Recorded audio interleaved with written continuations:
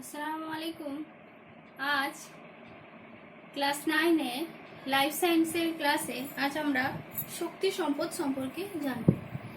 তার আগে আমরা জানব খাদ্য সংকটে বিশ্ব খাদ্য সংকট, কেস স্টাডি আর খাদ্য সংকটের ফলাফল। এটা তোমাদের বাকি ছিল। বিশ্ব খাদ্য সংকটের যে কারণগুলো, সেগুলো খাদ্য সংকটের কারণগুলো কি কি? খাদ্য সংকটের মূল কারণ হচ্ছে যে পরিমিত খাদ্য, যত সংখ্যক জনসংখ্যা। খাদ্য সংকটের মূল কারণ যত সংখ্যক জনসংখ্যা সেই পরিমাণে কিন্তু খাদ্য উৎপন্ন না হওয়া, বন্যা, খরা এবং বিভিন্ন পেস্টের দ্বারা ফসল ধ্বংস, দেশে যুদ্ধ লেগে থাকা এবং বিশ্বের খাদ্য প্রতিষ্ঠানগুলো, খাদ্য সাহায্যকারী যে প্রতিষ্ঠানগুলো, সেগুলো থেকে যথেষ্ট পরিমাণে সাহায্য না আসার জন্য খাদ্য সংকট দেখা দেয়। এগুলো হচ্ছে খাদ্য সংকটের অন্যতম কারণ। এরপর কেস স্টাডি করে দেখা গেছে যে বিশ্বের কিছু দেশে কৃষি নির্ভর হলেও সেখানে কিন্তু খাদ্য সংকট দেখা যায়নি। যেমন আমেরিকা, রাশিয়া, কানাডা, ইউক্রেন প্রভৃতি দেশগুলো, এগুলো উন্নত কৃষি ব্যবস্থা গড়ে ওঠার জন্য দেখা গেছে এখানে যে বাণিজ্যিক ব্যাপক কৃষি সংস্থা এবং জমির তুলনায় জনসংখ্যার পরিমাণ কম থাকার জন্য এখানে প্রচুর উদ্বৃত্ত উৎপাদন হয় এবং সেই জন্য এইসব এলাকায়, এইসব অঞ্চলের, এইসব দেশগুলোতে ওই জন্য লোকেদের আর্থিক অবস্থা খুব ভালো।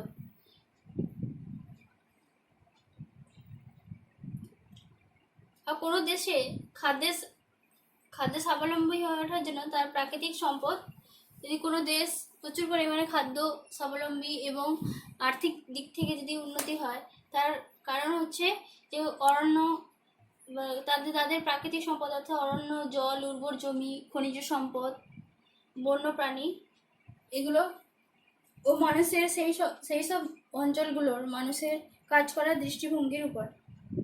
যেমন থাইল্যান্ডে প্রচুর প্রাকৃতিক সম্পদ আছে। সেখানকার মানুষ সেই প্রাকৃতিক সম্পদগুলোকে ঠিকঠাকভাবে ব্যবহার করে, ফলে খাদ্য প্রচুর পরিমাণে উৎপন্ন হয়, বিদেশে রপ্তানি হয়। আবার জাপান উন্নত দেশ, তারা শিল্পে উন্নত হলেও কৃষি জমিতেও ভালো উৎপন্ন হয়, তবুও ভালো উৎপাদন করে এবং কৃষকদের চাষের জন্য যথেষ্ট সরকারি সাহায্য প্রদান করে। আবার কিছু দেশ যেমন ভারত, চীন, এগুলোতে লোক সংখ্যা বেশি থাকার জন্য কী করা হয়, তাদেরকে বিদেশ থেকে খাদ্য আমদানি করতে হয়।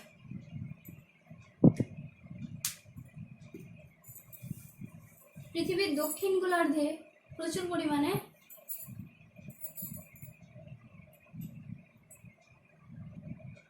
দু নম্বর হচ্ছে খাদ্য সংকটের জন্য বিশ্ব বাণিজ্য ব্যবস্থা অনেকাংশে দায়ী।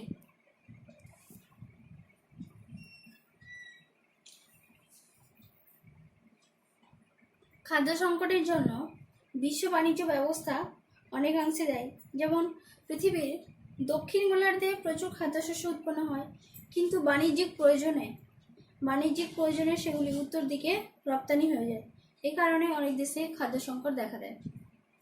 যেমন ভারতবর্ষ কৃষি নির্ভর দেশ, কিন্তু খাদ্য সংকটের মোকাবিলা করতে হয়, কারণ সেখানে কৃষি ব্যবস্থা উন্নত নয় এবং সরকারি বেসরকারি যে সাহায্যকারী যে প্রতিষ্ঠান, সেগুলো ঠিক মতন বোঝাপড়া ঠিক মতো, ব্যক্তিগতভাবে বোঝাপড়া ঠিক মতো হয় না।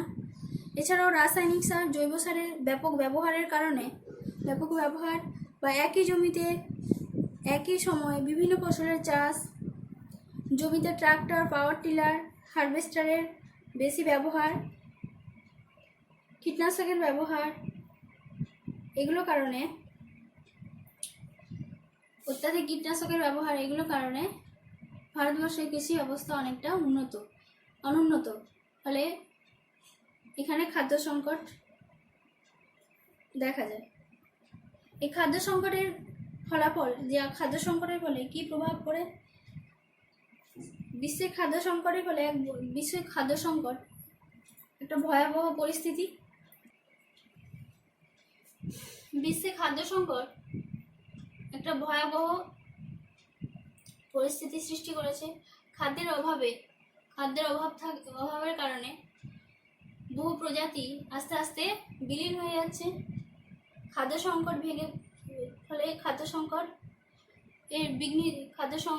শৃঙ্খল বিঘ্নিত হচ্ছে। এছাড়াও চুরি, ডাকাতি এগুলো বেড়ে যায়। অনেক দরিদ্র মানুষ অনাহারে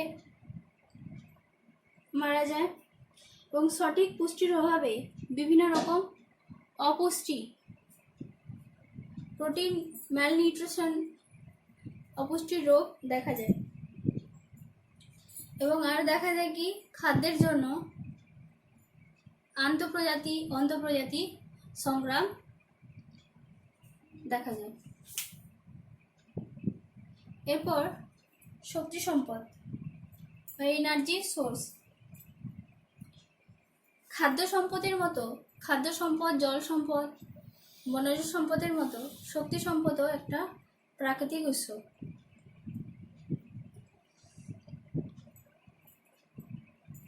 বহুকাল আগে, অর্থাৎ মানব সভ্যতার প্রত্যুষ লগ্নে মানুষ প্রথমে শ্রম নির্ভর অর্থাৎ পেশি দিয়ে নিজেই কাজ করত। তারপরে পশুদেরকে পশু শক্তিকে কাজে লাগাতো। তারপরে আস্তে আস্তে সভ্যতার উন্নতির সঙ্গে সঙ্গে অধিক পরিমাণে শক্তির প্রয়োজনে তারা বিভিন্ন ধরনের যান্ত্রিক শক্তিকে কাজে লাগাতে শিখলো। যেমন খনিজ তেল প্রাকৃতিক গ্যাস থেকে তৈরি। এছাড়া তারপরে জনসংখ্যা বৃদ্ধির সঙ্গে সঙ্গে এসব প্রাকৃতিক শক্তি উৎস কমতে থাকায় আবার বিকল্প শক্তিকে কাজে লাগাতে শিখলো। যেমন জলবিদ্যুৎ, বায়ু শক্তি, পারমাণবিক শক্তি ইত্যাদি। শক্তি যদি সংজ্ঞা হিসেবে বলা হয়, শক্তি কাকে বলে? শক্তি হচ্ছে কয়লা, খনিজ তেল, প্রাকৃতিক গ্যাস, জলবিদ্যুৎ,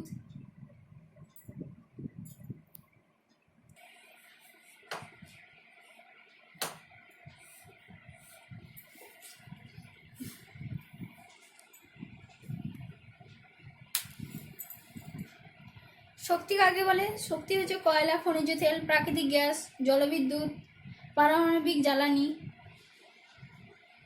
এগুলো থেকে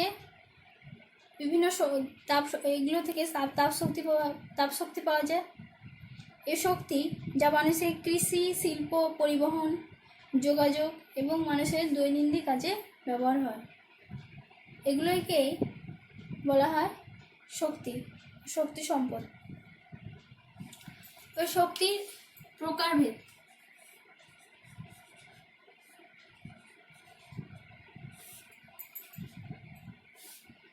শক্তি সম্পদকে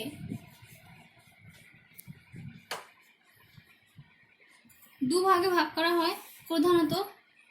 একটা হচ্ছে প্রচলিত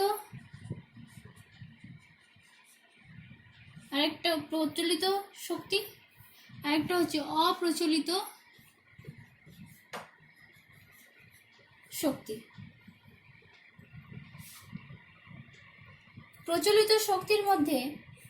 প্রচলিত শক্তিকে আবার দুভাগে ভাগ করা হয়।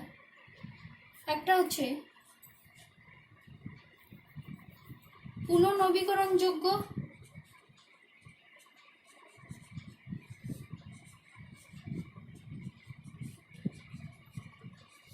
আরেকটা হচ্ছে পুনর্নবীকরণ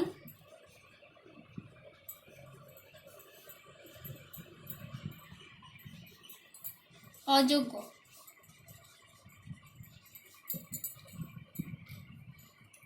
পুনর্নবীকরণযোগ্য যেটা পুনরায় যে শক্তি শেষ হয়ে গেলে পুনরায় পাওয়া যায় তাকে পুনর্নবীকরণযোগ্য শক্তি বলে। যেমন হচ্ছে বায়ু শক্তি,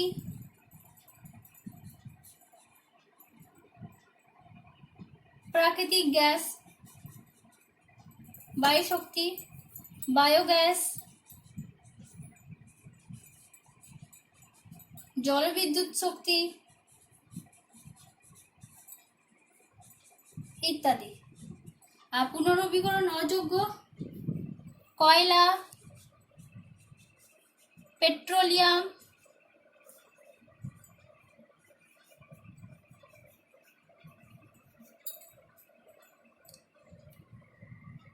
ইত্যাদি। অপ্রচলিত শক্তি কোনগুলো? প্রচলিত শক্তি মানে যেগুলো প্রচলন আছে, যেগুলো বেশি ব্যবহারযোগ্য, তাদেরকে আমরা প্রচলিত শক্তি বলি।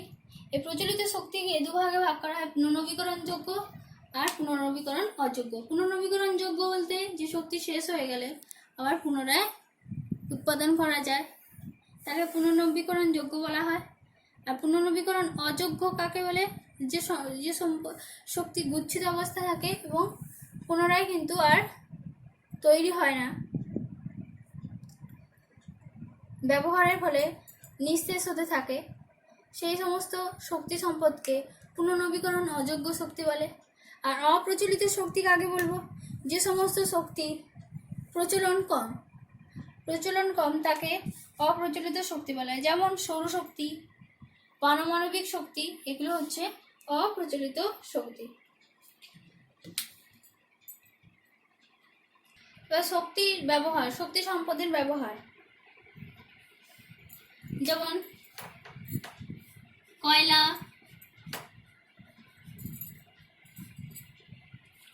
খনিজ তেল,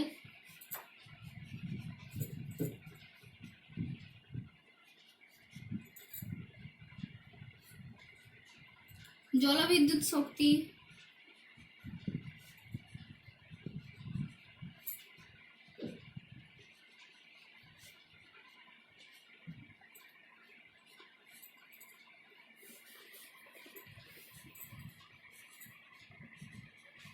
পারমাণবিক শক্তি,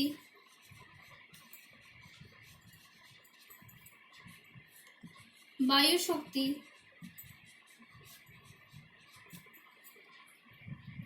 ইত্যাদি। এই শক্তিগুলির কি কি ব্যবহার সেগুলো আমরা জানব। কয়লা মধ্যে রাসায়নিক শক্তি থাকে। কয়লা পোড়ালে এই রাসায়নিক শক্তিটা তাপ শক্তিতে রূপান্তরিত হয় এবং এই তাপ শক্তি বিভিন্ন কাজে ব্যবহৃত হয়। যেমন রান্নার কাজে, শিল্পাঞ্চলে, চুল্লিতে, তাপবিদ্যুৎ কেন্দ্রে, স্টিম উৎপাদনে ব্যবহৃত হয়।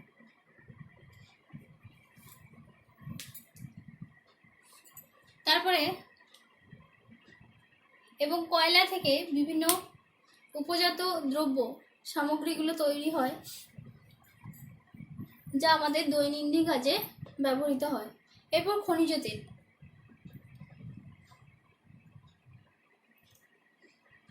খনিজ তেল আমাদের সভ্যতার বিকাশ এবং অর্থনৈতিক দিকে অনেকটাই আমরা পেট্রোলিয়াম বা খনিজ তেলের উপর নির্ভরশীল। পৃথিবীর প্রায় অর্ধেক পরিমাণ শক্তির যোগান দেয় এই পেট্রোলিয়াম।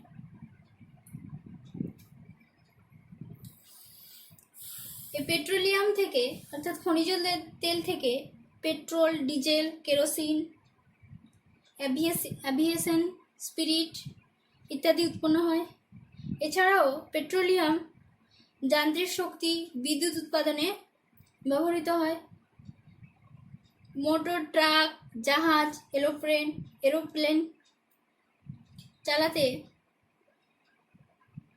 ব্যবহার করা হয়। এছাড়া পেট্রোলিয়াম থেকে বিভিন্ন উপজাত পদার্থ এগুলো ব্যবহার হয়ে থাকে, যেমন প্লাস্টিক, বিভিন্ন প্রসাধনী সামগ্রী এগুলো ব্যবহার হয়ে থাকে। তারপরে জলবিদ্যুৎ শক্তি।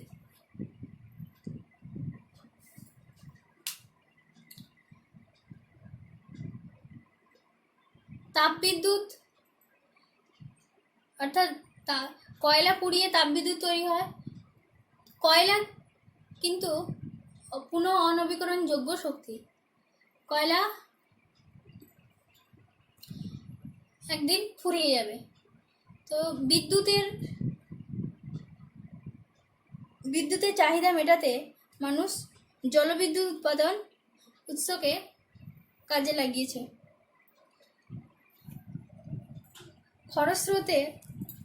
খরস্রোতা, পাহাড়ের ঢালে খরস্রোত, নদীর খরস্রোত বা জলের স্রোতকে প্রচণ্ড গতিকে কাজে লাগিয়ে যান্ত্রিক শক্তি এবং কাজে লাগিয়ে ডায়নামোর মাধ্যমে জলবিদ্যুৎ টারবাইন ঘুরিয়ে ডায়নামোর মাধ্যমে জলবিদ্যুৎ উৎপাদন করা হয়। এই জলবিদ্যুৎ তাপবিদ্যুৎ উৎপাদন থেকে যথেষ্ট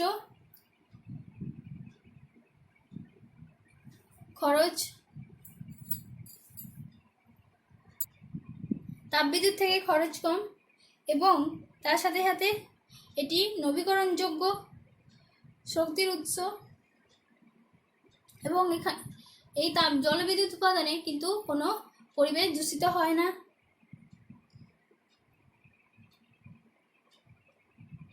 বর্তমানে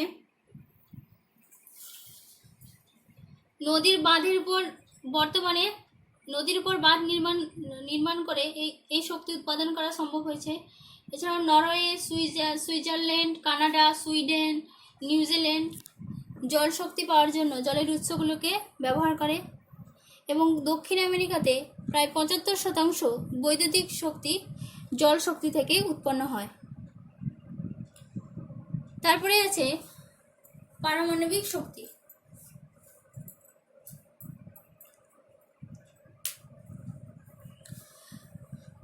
পদার্থের পরমাণু থেকে যে শক্তি উৎপন্ন হয় তাকে পারমাণবিক শক্তি বলে। এই পারমাণবিক শক্তি কিন্তু তাপবিদ্যুৎ এবং জলবিদ্যুৎ শক্তির ভাণ্ডার থেকে এটা পারমাণবিক শক্তির ভাণ্ডার বিপুল পরিমাণ, অর্থাৎ খুব কম পরিমাণ পরমাণু থেকে অধিক শক্তি পাওয়া যায়। মাত্র 1 পাউন্ড ইউরেনিয়াম প্লুটোনিয়াম থেকে যে পরিমাণ বিদ্যুৎ উৎপন্ন হয় সেই পরিমাণ বিদ্যুৎ উৎপাদন করতে কয়লার 600 টন কয়লা প্রয়োজন হয়।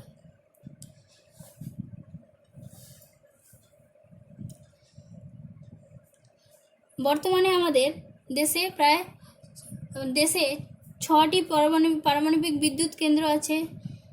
তারাপুর, কোটা, কলাপকম, কাকপাড়া, নাড়ুয়া, কারওয়ার। এই সকল বিদ্যুৎ কেন্দ্র থেকে প্রায় 1230 মেগাওয়াট বিদ্যুৎ উৎপন্ন হয়।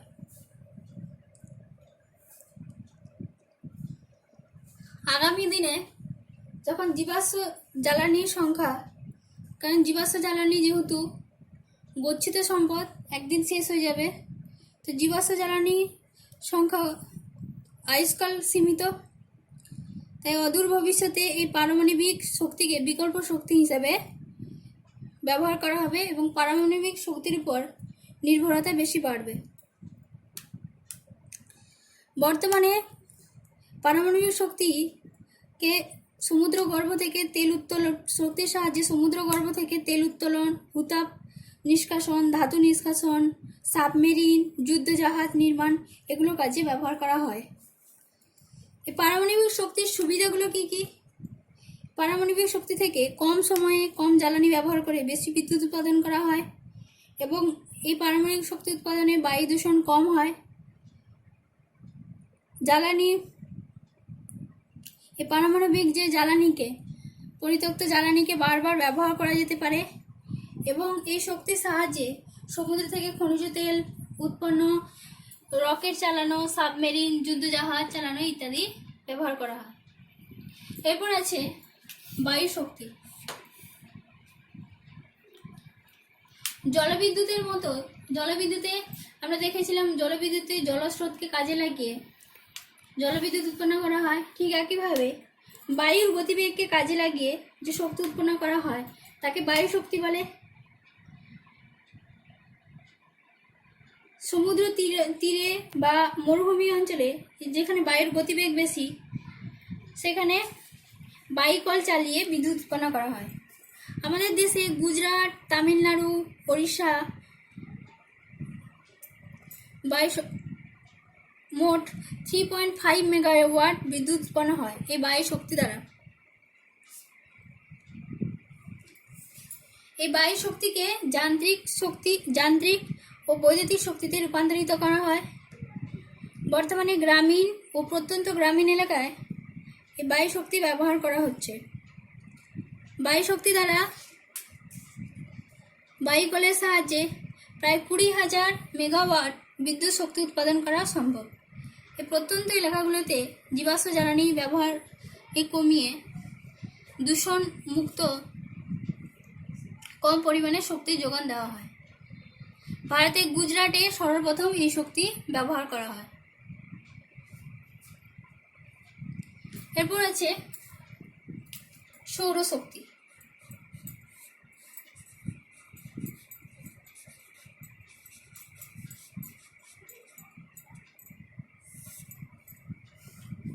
সৌরশক্তিও একটি পুনর্নবীকরণযোগ্য শক্তি।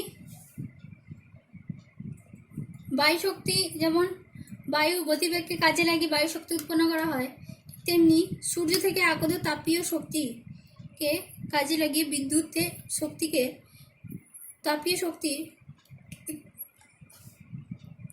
বিদ্যুতে রূপান্তরিত করা হয়, যাকে সৌরশক্তি বলে। সূর্যের আলোর সূর্যকিরণের তাপকে প্রত্যক্ষভাবে কাজে লাগিয়ে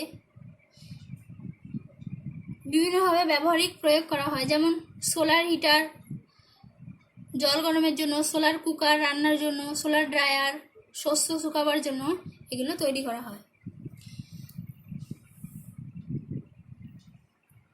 সৌরশক্তির সুবিধাগুলো কি? সৌরশক্তি পরিবেশ বান্ধব, দূষণমুক্ত এবং প্রত্যন্ত গ্রামের দুর্গম অঞ্চলে যেখানে প্রচলিত শক্তি বিদ্যুৎ সরবরাহ খুবই দুরূহ ব্যাপার, সেখানে এই বিদ্যুৎ সরবরাহ সুবিধা হয়। রক্ষণাবেক্ষণ এবং ব্যয়ভারে তুলনামূলক কম এবং পরিষেবাজনিত অপচয় ও প্রচলিত শক্তির ক্ষেত্রে তুলনায় কম। এর অসুবিধাগুলো কি? অসুবিধা হচ্ছে সৌর কোষ উৎপন্ন করার জন্য বিদ্যুতের পরিমাণ, সৌর তাপ থেকে যে বিদ্যুৎ উৎপন্ন হয় তা বিদ্যুতের পরিমাণ খুব কম, ফলে অনেক সৌর কোষ ব্যবহার করতে হয় এবং সূর্যালোকের অনুপস্থিতিতে কিন্তু এই সৌর বিদ্যুৎ উৎপন্ন হয় না। আর সৌরকোষে অর্ধপরিবাহ রূপে বিশুদ্ধ সিলিকন ধাতু ব্যবহার করা হয়,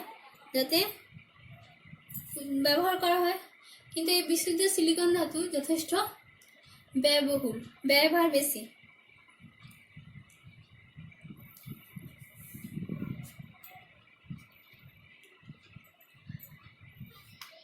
আমাদের প্রাত্যহিক জীবনে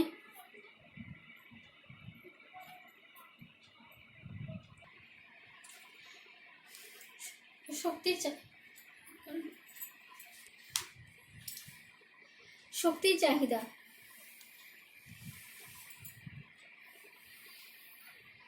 শক্তির সাহায্যে মানুষ তার স্বল্প সময়ে এবং কম ব্যয়ে বেশি কাজ করার ক্ষমতা অর্জন করে। বিভিন্ন পরীক্ষা নিরীক্ষা ও গবেষণার মাধ্যমে মানুষ আজ শক্তির বিভিন্ন উৎসকে কাজে লাগায় এবং তার থেকে শক্তির মুক্তি ও রূপান্তর ঘটিয়ে শক্তির ব্যবহারকে কাজে পরিণত করেছে এবং মানব সভ্যতার বিকাশ ও অগ্রগতি ঘটিয়েছে। শক্তি আমরা পরিবহন ক্ষেত্রে, সামরিক প্রতিরক্ষা ক্ষেত্রে, দৈনন্দিন কাজে, কৃষিক্ষেত্রে,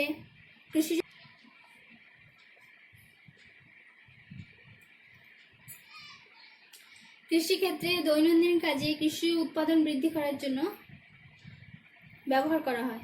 এছাড়াও পেট্রো রাসায়নিক শিল্পে খনিজ তেল ব্যবহৃত হয়। বর্তমানে মানুষের বিভিন্ন ক্রিয়াকলাপে মানুষ শক্তির অপচয় বেশি করছে। যেমন কয়লা পুড়িয়ে তাপবিদ্যুৎ যে উৎপন্ন করা হয়, সে বিদ্যুৎ তৈরি বড়জোর 40% বিদ্যুৎ উৎপন্ন হয় এবং কয়লার পুড়িয়ে যে বাকি শক্তিগুলো সেটা নষ্ট হয়ে যায়। আর দেখা যায় যে গাড়ি চালানোর সময় পেট্রোলিয়াম সঞ্চিত শক্তি 20% যান্ত্রিক শক্তিতে রূপান্তরিত হয় এবং 80% শক্তি নষ্ট হয়ে যায়। এছাড়াও অনেক সময় আলো, পাখা প্রয়োজন ছাড়াও জলে পুজো পার্বণে, উৎসব অনুষ্ঠানে অতিরিক্ত আলোকসজ্জা দেখা যায়। দিনের বেলা অনেক সময় রাস্তায় আলো জ্বলে থাকে। বাল্বের বদলে টিউবলাইট লাগালে খরচ কম হয়, কিন্তু বাল্ব ব্যবহার করা হয়, সেগুলো আমরা করি না। বিদ্যুৎ শক্তি অপচয়ের জন্য বিদ্যুৎ উৎপাদনের খরচ বেশি পড়ে এবং পরিবাহী তারের মাধ্যমে বিদ্যুৎ পরিবহনের সময় তারে যাওয়ার সময় মোট উৎপাদিত বিদ্যুতের 20% বিদ্যুৎ নষ্ট হয়ে যায়। এরপর আমরা কিভাবে আমাদের প্রাত্যহিক জীবনে কিভাবে শক্তি সংরক্ষণ করব। শক্তি সংরক্ষণ বলতে বোঝায় যে পরিষেবার তুলনায় শক্তির ব্যবহার হ্রাস করা। শক্তি সংরক্ষণ উপযুক্ত ব্যবহারের মাধ্যমে